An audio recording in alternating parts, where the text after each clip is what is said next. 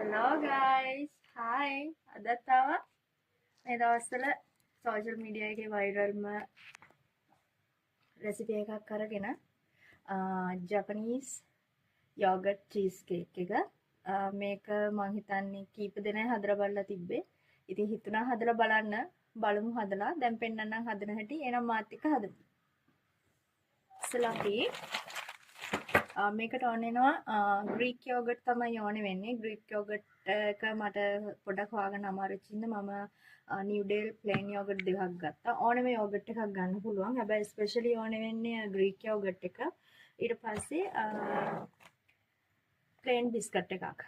එක්ක gold Marie එහෙම නැත්නම් ඩයිජෙස්ටිව් බිස්කට් එකක් ඕනෙම කැමති බිස්කට් එකක් තමන්ගේ ෆ්ලේවර් එක අනුව ගන්න පුළුවන්. හරි අපි ස්ටාර්ට් කරමු හදන හැටි.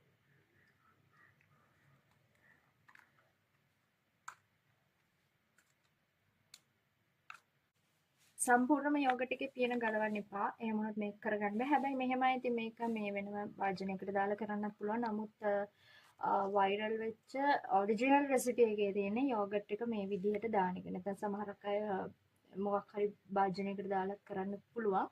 නමුත් ඔරිජිනල් රෙසිපි එකේ තියෙන යෝගට් කප් එකටම මේක හදන විදිහ හරි අපිට let's try this. පස්සේ අපි මේ විදිහට මම ගත්තේ මෙලිබන් ගෝල්ඩ් මාර්ක් එක. අපි මේ විදිහට බිස්කට් අරගෙන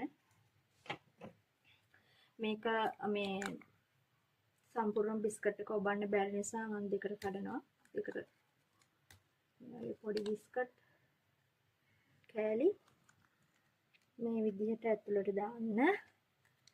පොඩියට මේක ෆිල් කරන්න ඕනේ ස්පූන් එකෙන් අපි තද කරමු යටටම. මේ විදිහට අනිවාර්යයෙන්ම මේක හදලා බලන්න. මේක මේ දවස්වල බොහොම වයිරල් රෙසිපි එකක්.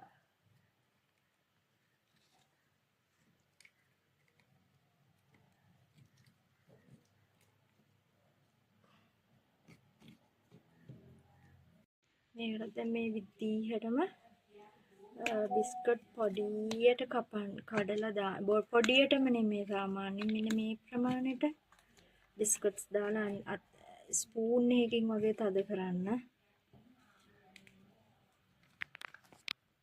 මේක මේ ඔරිජිනල්ම චීස් කේක් රෙසිපි එක නෙමෙයි. මේ දවස්වල මේ වයිරල් යන රෙසිපි එකක්.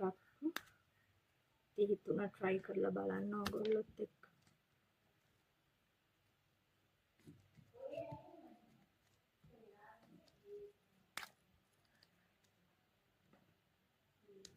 කැමති ෆ්ලේවර් එකක බිස්කට් එකක් ගන්න පුළුවන්. ඕකේ. normally මම මේ වගේ දේවල් يعني කරලා බලන්න ආසයි.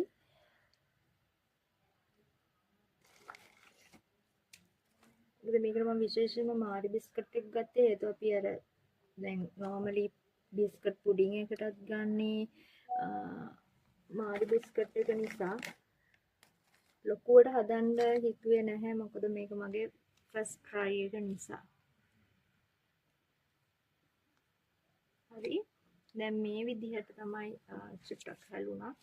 මේ විදිහට දැන් මේක අපි දැන් ඔන්න පේනවා ඇති මේ තියෙන්නේ උඩටම බිස්කට් පුරවලා තියෙන යෝගට් දෙක. කිසිම වෙන ඉන්ග්‍රීඩියන්ට් එකක් දැම්මේ නැහැ. ඔයගොල්ලෝ දැක්කනේ. දැන් මේක මේ විදිහටම ෆ්‍රිජ් එකේ පැය 8ක් එහෙම නැත්නම් ඕවර්නයිට් තියන්න.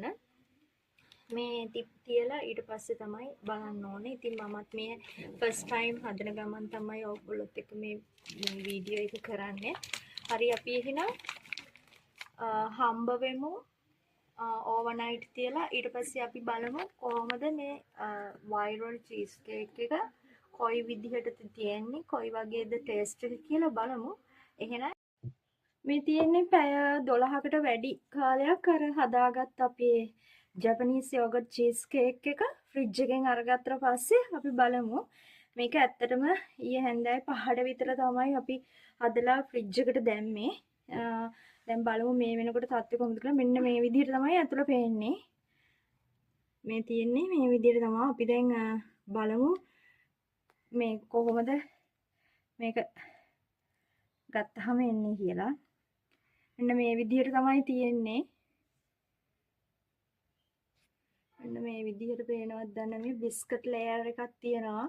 ඊපස්සේ යෝගට් ලේයර් එක තියෙනවා. දැන් මේ බලන්න මේ කප් එක ඇතුලේ හොඳට බිස්කට්ස් ලේයර් එක හොඳට පැහැදිලිවම පේනවා. දැන් බලමු කාලා.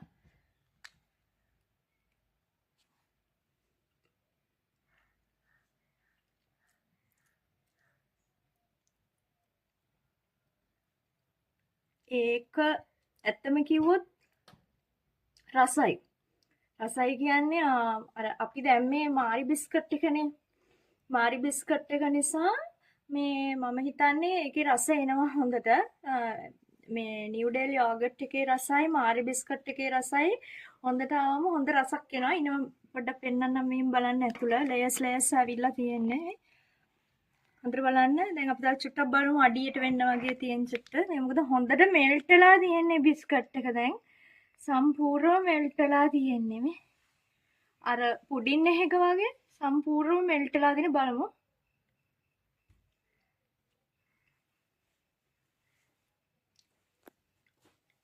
රසයි අර සාමාන්‍යයෙන් රසක් එනවා.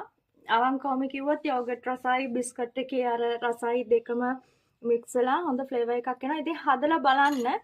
මට ග්‍රීක් යෝගට් එකයි බෙස්කොෆ් බිස්කට් එකයි හම්බුනහම මම අපෝසරයක් මේක try කරනවා. මේ මොකද ඔරිජිනල් රෙසිපි එකේ තියෙන බිස්කොෆ් එකයි ග්‍රීක් යෝගට් එකයි මම මේ දෙකෙන් අනිවාර්යෙන් try කරනවා. මේ විදිහට try කරලා බලන්න. මම රෙකමන්ඩ් කරන්නේ ගෝල් මාරි එක. මොකද ගෝල් මාරි එකෙන් මේ හොඳ රසක් එනවා. ඇත්තටම හරි රසයි. ගෝල් මාරි එකයි නිව්ඩෙල් එකයි මේ මික්ස් කරලා හදලා බලන්න. ඕවර්නයිට් තියන්න. ඕවර්නයිට් තියන්න නැතුව මේ රස ගන්න බෑ. ඇත්තටම මාරම soft. මාරම soft. එහෙනම් ආයෙත් දවසක් මේ වගේම රසම රස වයිරල් ෆුඩ් රෙසිපි එකක් අරගෙන එනකන් ඔයාලා හැමදෙනාටම bye. Take care. See you.